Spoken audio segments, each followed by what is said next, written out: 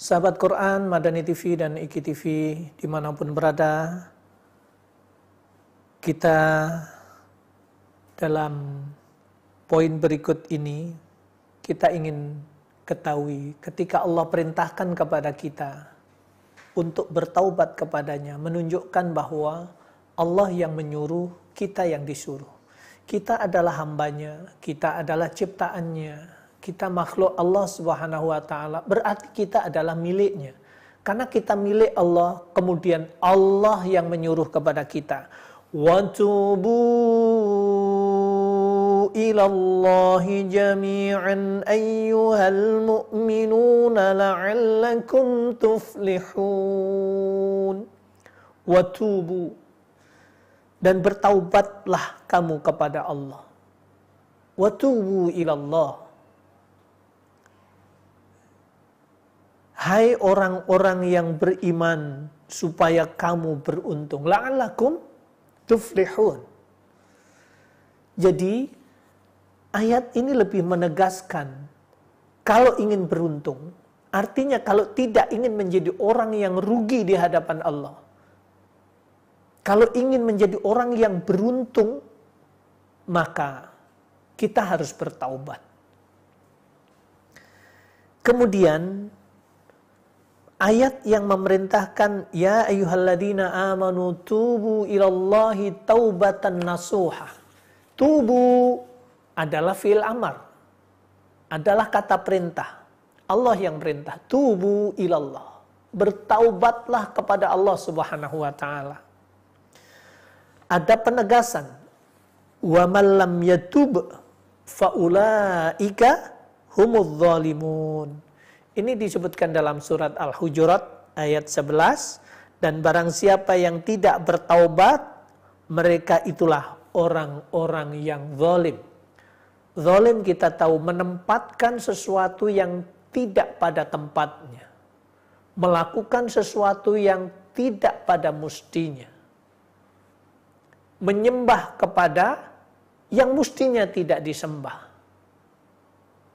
Ini adalah zalim. Maka kemudian, ketika Allah sudah perintahkan agar setiap manusia bertaubat kepada Allah, maka ketika taubat itu kita lakukan, berarti kita sedang menjalankan apa yang Allah perintahkan. Maka taubat adalah bentuk ibadah kita kepada Allah. Allah pasti akan mencintai. Begitu pula sebaliknya tentunya. Kalau kemudian kita tidak bertaubat atas kesalahan dan kekhilafan yang selama ini kita lakukan, maka berarti kita melakukan sesuatu yang haram. Berarti melakukan taubat itu wajib, tidak bertaubat itu adalah haram kedudukannya. Ini ketika kita melihat kalimat perintah yang Allah berikan. Baik, para pemirsa dimanapun berada, baik yang ada di dalam negeri dan yang ada di luar negeri, juga yang ada saudara-saudara kami yang ada di pelosok negeri,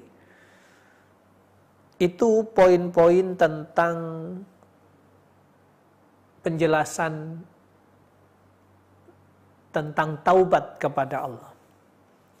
Nanti apa yang kita dapatkan ketika kita bertaubat kepada Allah. Kemudian bagaimana agar kita itu senantiasa bertaubat kepada Allah. Insya Allah nanti akan kita lanjutkan dalam pembahasan pekan yang akan datang insya Allah. Untuk berikutnya dari poin yang tadi barangkali sudah ada pertanyaan yang masuk, dipersilahkan. Alhamdulillah ada pertanyaan dari saudari Feriha dari Turki. Assalamualaikum Ustadz, izin bertanya, apa benar jika seorang anak yang belum baligh atau melakukan suatu kesalahan maka yang mengandung dosa adalah orang tua? Mohon penjelasan. Baik, Terima kasih Saudari Feriha dari Turki. Ketika ada kesalahan, perbuatan salah yang dilakukan oleh seorang anak yang belum balik, betul bahwa itu yang menanggung adalah orang tuanya. Karena sebelum balik, berarti memang apapun yang dilakukan kesalahan itu adalah bukan sesuatu yang dosa yang menimpa kepada yang ditimpakan kepada anak itu. Karena memang belum ada taklif, belum ada kewajiban. Katakanlah di saat bulan Ramadan, kemudian anak yang belum balik itu tidak puasa, makan di siang hari, di jalanan itu juga makan, maka itu tidak berdosa. Karena itu bukan merupakan kemaksiatan. Kenapa? Karena belum balik.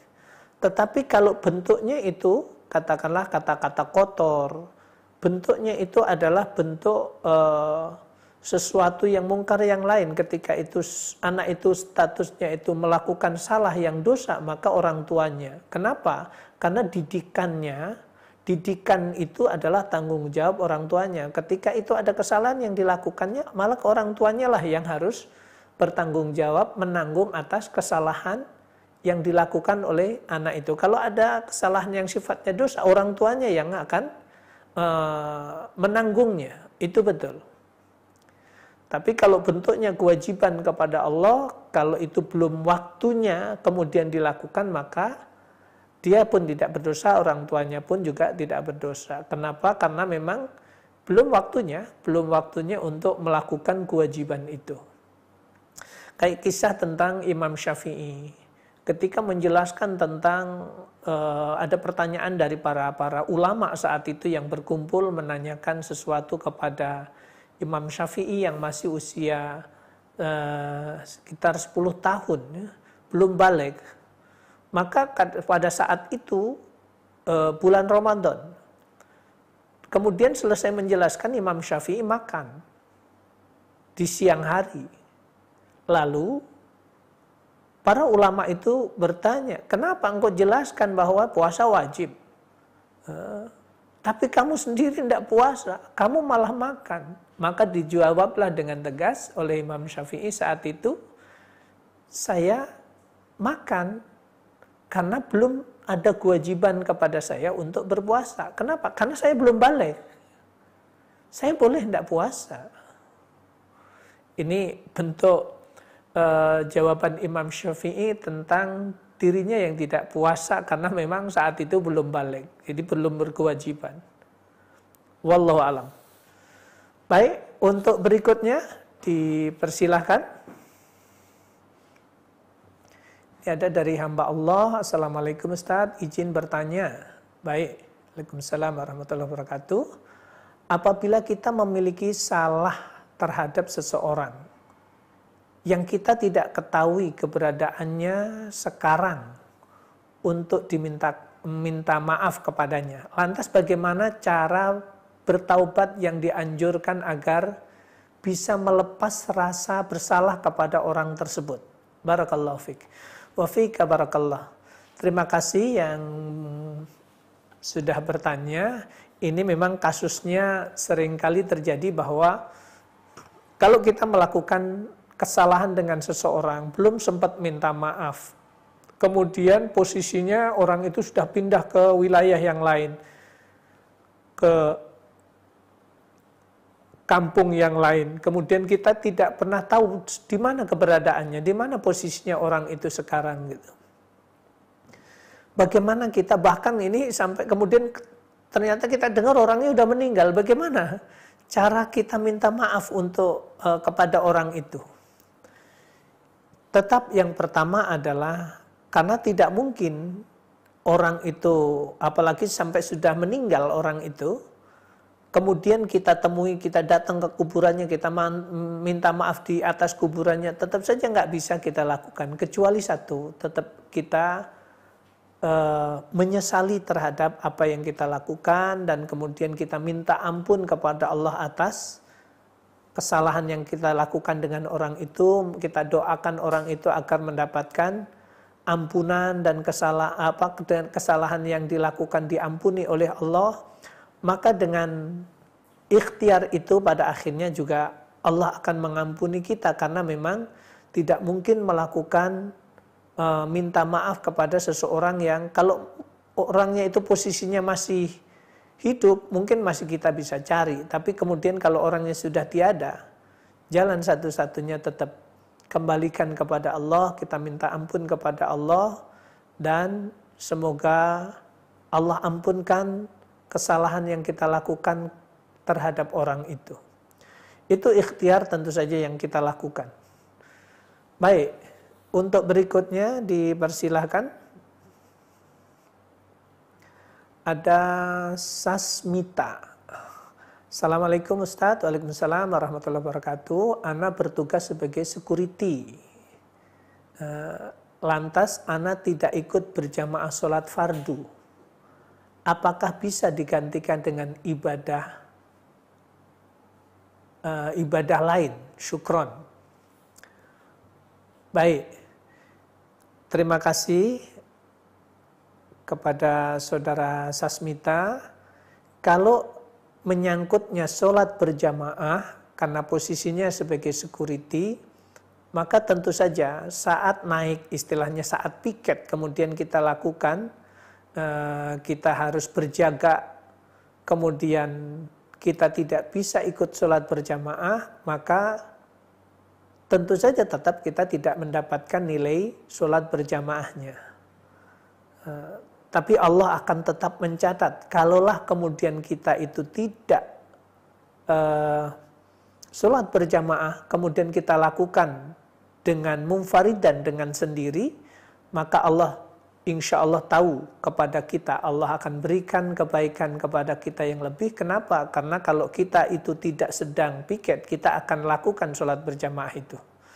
Tapi kalau konteksnya itu kita sholat fardu, kita tidak ikut, kemudian tidak sholat. Nah, tidak sholatnya itu yang kemudian kita berdosa.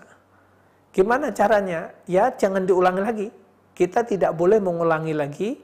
Berarti kita berusaha untuk menjaga sholat kita agar tepat waktu.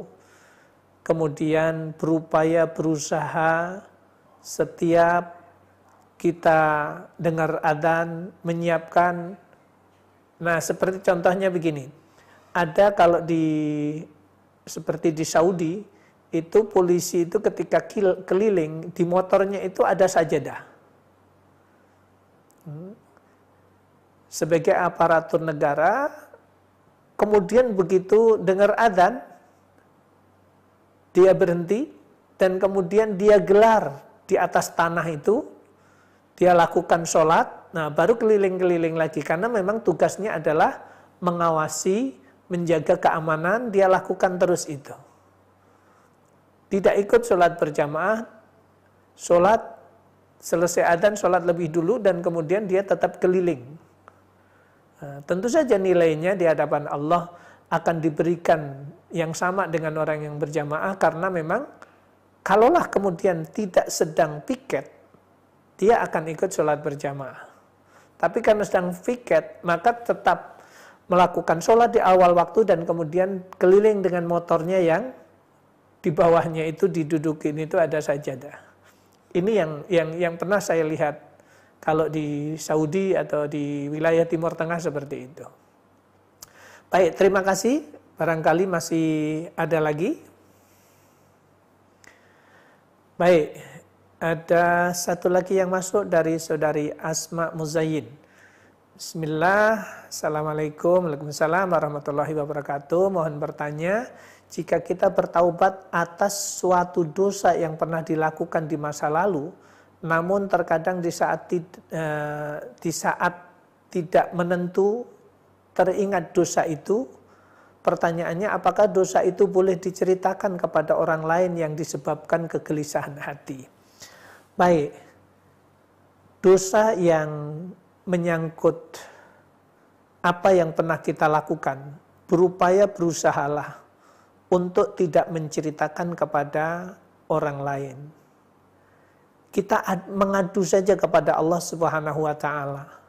Dan memang betul, seringkali bahwa dosa yang kita lakukan menjadikan kita itu ketika teringat, termenung, akhirnya gelisah sendiri, akhirnya merasa hidupnya tidak tenang. Sudah, kita harus punya prasangka yang kuat kepada Allah bahwa Allah sudah mengampunkan dosa dan kesalahan kita.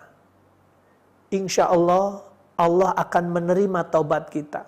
Prasangka itu yang harus kita kuatkan, dan kemudian yang harus ada pada diri kita, jangan sampai kita itu terbawa, jangan sampai kita itu terpenjara oleh karena sebab perilaku yang pernah kita lakukan. Begitu ingat sedih terus gitu ya, akhirnya waktu-waktu itu kita habiskan untuk pakai sedih mikirin itu. Sudah, konsep dalam Islam mengajarkan kita menghadap kepada Allah, kita minta ampun kepada Allah. Ketika konsep ini kita lakukan, penyesalan ini ada pada diri kita, kita berupaya untuk tidak mengulangi. Berbahagialah ketika hati kita digerakkan oleh Allah untuk mampu minta ampun kepada Allah dalam sisa umur yang kita lakukan. Itu yang harus menjadikan motivasi kepada diri kita. Kita harus bersemangat agar benar-benar kita menjalani kehidupan ini, memanfaatkan kesempatan yang Allah berikan dengan lebih maksimal. Itu barangkali jawaban dari saya.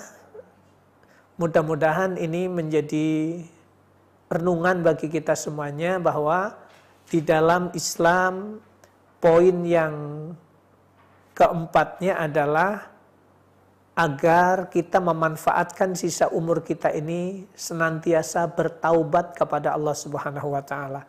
Baik, nampaknya masih ada lagi untuk pertanyaan yang masuk. Yang berikutnya adalah ini dari Ibu Evi. Bagaimana cara mendapatkan rahmat Allah agar kita benar-benar tidak merasakan panas dan tersiksa dari api neraka? Sebagai manusia selalu terpeleset dalam kesalahan, berghibah, mencibir, marah atau mau menang sendiri. Baik, terima kasih Bu Evi. Memang Allah berikan potensi dalam kehidupan kita, itu ada fujuroha wa taqwaha.